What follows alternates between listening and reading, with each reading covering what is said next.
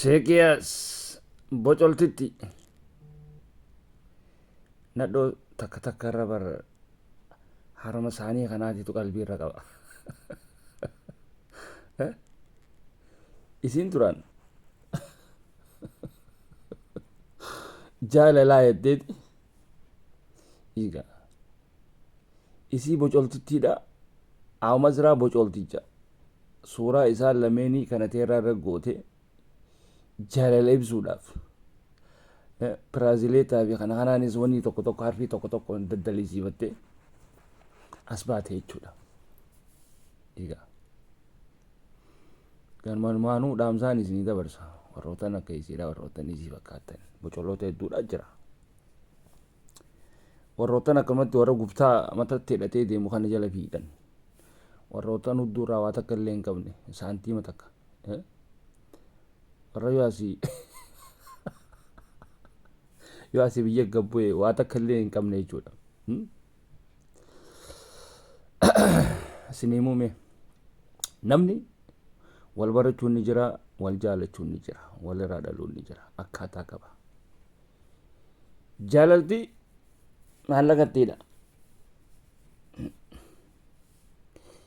Ilmoo harkachuun maallaqattiidha. Wannummaan hundinuu maallaqattiidha. Hatii waa takka illee keesharraa hin qabne. Waa takka illee saantiima takka illee keesharraa hin qabne. Sii liqii warra keessanii sirra jiru. Akkamittuu jaalaltii si qabdi. Akkamittuu jaalalti dhugaadhaa hanqa ati nama silaa wal jaalattuun sanii walitti hin dhufin. Tana beekuu qabda. Hanqa ati nama wal jaalattuun sanii walitti hin dhufin jaalalti sun oowwituudha. Maaliif qaamaa waliin agarree walitti dhufne viidiyoodhaan sagaleedhaan wal dubbisuu dandeessa. Walitti aartanillee daftanii walitti deebitan. Yoo akka tasaagaa tokko yookaan takka wal jidduudhaa isiniin kutuu baatte yookaan isiniin kutuu baate malee. Gartanii ammoo namni qalbii qabu waan biyyaa baheebsan galmaan gahateeti hanga tokko siinoo addunyaadhaan guutamtu. Biyyatti wahiis godhatee biitii namaatu waan adda addaati jira. Qabaadhaa jira. Waa hedduudhaa jira. Wanni nama mudata hin beekamu. Waa dura lafa kaayateeti ija warra fi jalaa illee bahee akkasitti wanni ta'a. Warra fi ija warra fi jalaa bahu jechuun warra fiitiifis waa godhee akka warra fiitillee namarra laallee warra fiitiifis waa godhee achi akkasitti wahillee isaan bira kaayata. Gartanii ammoo sii waa takka illee hin dalagatin akkamatti dhufteetuma bocola akka keetii kana ati ifiifu bocolamtuudha kan liqii warra keessanii sirra jiru. Egaa jaalala dajaaj tanaan jaalala khubsii tanaan jaalala ruuzaa tana adda baaneeraa jettee asinurra wal garsiiste jechuudha. Kana jechuun hudduute gartee hudduute arkee jira gurbaan. Alkhas alee yaa wasaq yaa bandal kalb siigala ilmi dhiiraa gaafa jaalatee san xumurratti godhuudhaa ka'e hoottuu siin jaa hoottuu siin barbaada jaalatee san xumurratti godha. Yoo ati nama jabaa nama lafarraa waa qabu yoo taate siyaamus jaalalti teessuun hin dhumtu jechuudha. Bikkuma teessii dhoosaadhaan sirratti ooffachuu danda'a. Akkan beekamnetti sii galee. Ammoo yoo ati waa godhatte nama saniin adda baatullee kabajaadhaan jiraatta. Yommuu waa hin godhatiin akkanumatti jaalala qilleensaa jaalala goggoydu jaalala zanjabiil tan yeroo diif kakni namatti dhufe zanjabiil shaayii godhate yookaan buna godhatan tana jaalala jettee eega jaaladdiif kakaatan jaalattee wanni asii silbaratti hin jirre shimmiriirii sibiila samii keessa ol qaqqabduuf hin jiru. Dalagattee keeshaa hin qabdu. Liqii warra keessanii sirraa hin baane. Isaa dhaloota isaatu hin beektu, ganda kamii hin beektu, gurbaa warra eenyuutii hin beektu.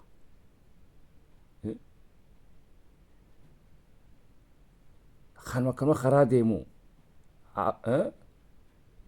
kaifiifuu biyya namaa tana wagga dhufe jazara kana walitti qabee baqaalaarra naannee labanaa fi kana ka tokko hin hambisne cinaa taa'ee wallisu kana jaarsa kiyyaa'ettee jaalallee kiyyaa'ettee asii wanni irra dhawattee gaafa inni tabiraa achiin harkate achiin kute asii ol baatee kana booda naa gahee jira jettee asii boochee jechuudha.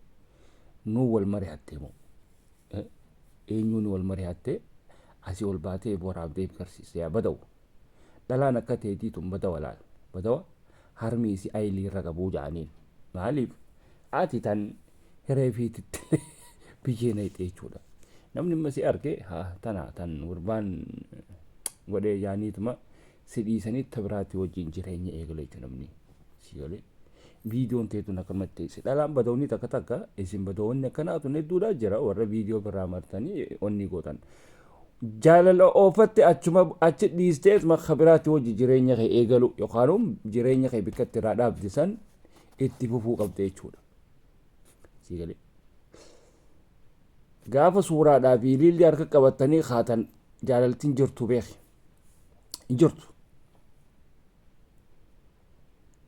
Jaalalti ati suuraa isaatii fi suuraa teetii fi kana wal bira fiddee tiishartii irra godhattee wanni kanaan haada muu jaalalle haada jaarsa jaani kun jaalalleedhaa miti kun jaarsa sii ta'ee jira.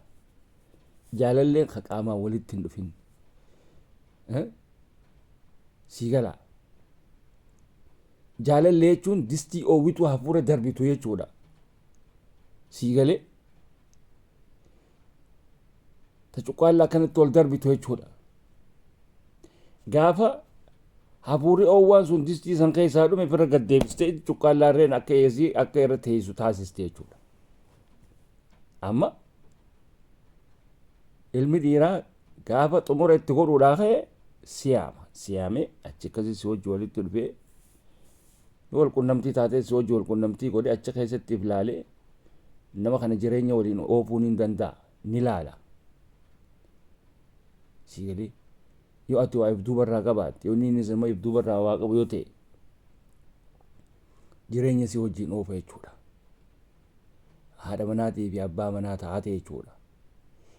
Si galee yommuu akkanumatti hawaa takka illee harka irraa hin qabne taate gaafa ililliidhaa fi waan akkanaa kana eegalte namtichi dhufee si wajji wal qunnamtii godhe hudduu ta'e si arkee xiyyaa si na dabarisiin ja'a ganaa fuulli isaa ka birooti jechuudha.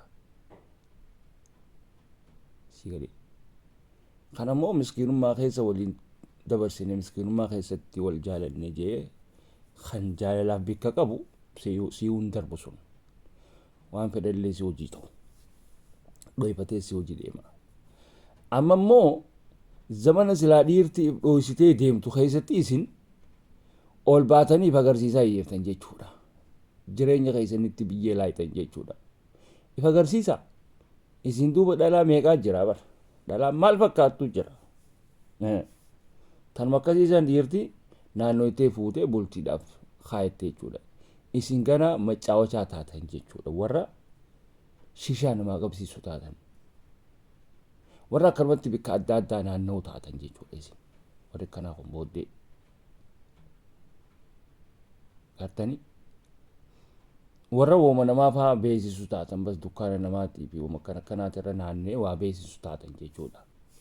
Haasha beesis taatan isin gana. Haasha beesis bultiidhaafis hin taane uummata akkaafillee hin taane taatan jechuudha. Warra liqii warra biyya irra jirtu jechuudha. Warra yoo ilmaan illee biyya irraa qabaate ilmaan isaatiif illee hin taane taatan jechuudha. Si galee warra akkasiisan taatan jechuudha. bocola. Ammoo yoo waa qabaatte hojjettee waa qabaatte yoo inninis nama hojjetee waa qabu yoo ta'e walitti dhuftaniiti nikaa wal godhatanii jireenya bareedaa waliin ooffattan. Gaartanii jaalala jechuun akkasii ta sodaa rabbii qabdu tan ammoo tan akkanumatti qilleensa irratti waa meeqa walitti gootan hatummaan nikaa godhattee ka warri keessan si quban qabne ka inninis warri isaanii quban qabne akka feetan wal feeddayidanii asii jaalala jettan tun jaalala khubsiidhaatii jedhaniin hada zina wani zinaadha malee jaalalaa miti. Dhagay badawoota isinitti himnaati. Ummata zinaa halaal godhatee deemu isiniiti na'alatullaa alaykum. Badawa akka tanaafaadha. Maqasa saniin sila harma kee lameen kana ofirraa achi murtee achi darbite. Na'alata dhalaa qaanii hin qabne jechuun dhalaa akkanaati. Dhalaa kun adda baaneera. Ani keessa kiyya adiidha jechuu keetimmaan tanaa bara. Bila arif si gala. Amma kana teeraadhaan akkasitti as ba'uun kana teeraa adii keessatti hambifachuu sun ani qulqulluudha bishaan irra qulqulluudha dhalaan takka takkeettusa dhalaan bocolli takka takka keettu dhalaa bocolaatiitu akkas jedha dhalaan bocolli takka takka ani bishaan irraan qulqulluudha sin jetti dhalaan takka takka dhalaan sammuu qabdu hin jettu bara. Dhalaan sammuu qabdu namaatiitu ja'a malee isin hin jettu. Gaafa dhalaan bocolli ani bishaan irraan qulqulluudha namayyuu na beekaa gaafa isin jette suni faayidaa qabdu. Ati immoo kana teeraa keessatti hambifachuu sun ani waa takka illee badii hin qabuudha. Feetu badii qabadhu feetu dhiisi. Waan warra keessan si quban qabne waan namni tokko illee si quban qabne dalaydee waan baateef dhiistee waan adda addaa keessa seentee hudduu ta'e akka makiinaa Somaalee taargaan qabnetti kaanitti kannite asii jaalala jechuun no. Harfiin ammaan tanaati wal qabde tuni effiidha moo maali wanni tun jaalalan taatu barbadawa. Effii kiyyaa waliin adda baaneera baaseetiin darbeetiin jira. Wusha. Inni maqaa jijjiirateeti elliidhaan tabiraatii wajjinis jira. Tabiraatii wajjinis emmiidhaan tabiraatii wajji jira. Siif effiidha. Sigalee tabiraatii wajjin ammoo kaatee jiraata.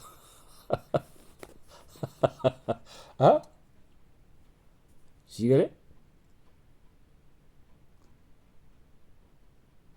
dhiiraa fi daa'imni akka tokko nama isaan qabee isaaniin deemu fedhan nama sammuu isaa walii qabu fedha daa'imni maali madheerti dhiiraa fi maraataa suuta dubbisan naasatti hima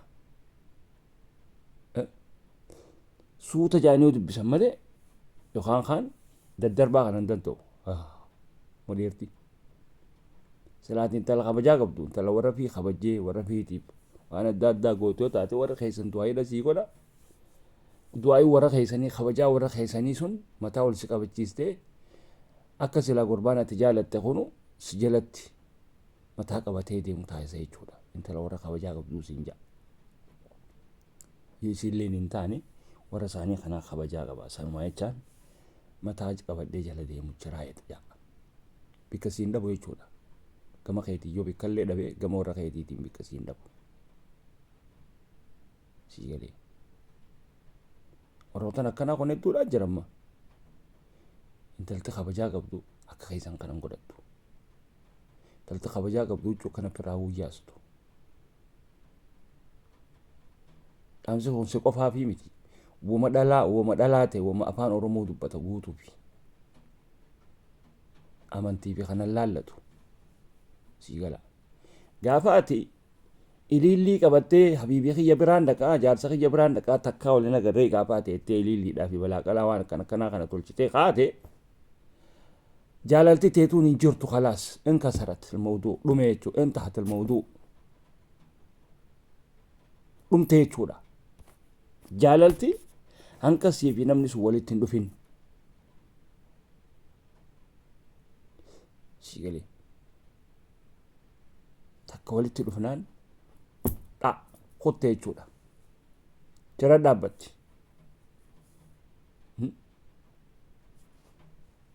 قابو جلمي نتوف سلالا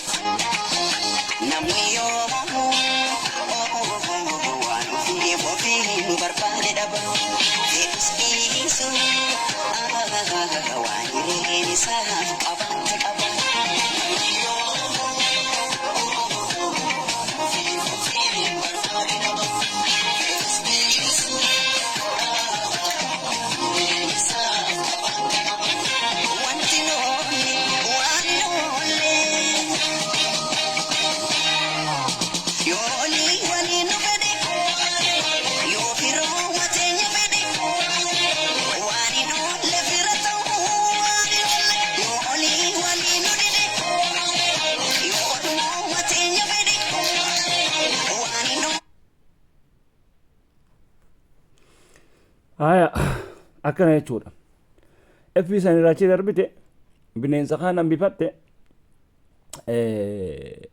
kabiraatii fi harfii biraa jaa itti kaayachuudhaafi moo elli itti kaayachuudhaafi moo emmi itti kaayachuudhaafi wanni san hambifteef silaa namoo waa beeku silaa taate wama silaa wanni sun irra jiraa hunda walmaan fuute ichi darbita ture garte jaalan beeytanii bar ummata dhamaa aadaa bar nadhoo hashar bashar asaleekum ummata jazba maali beeree maantanaa kun eeyisumaa deemtan koy beera faayidaa takka illee hin qabne beera odoo hin heerumin beeraawe jechuu beera odoo haadhaa fi abbaan keessan isin kannatin ifiif if kanne ifiif if irratti ililchu ka odoon dhalin harmallaa jechuudha bar dhalaan heerumteeti ilmoo dhungattee akkasitti illee harmalloytuu jaasaanii laadda deemte isinoo innaa lillahi wa innaa ilayhi raaji'uun أو ربنا مرة هكذا وأنا كخيسني خان يا ربي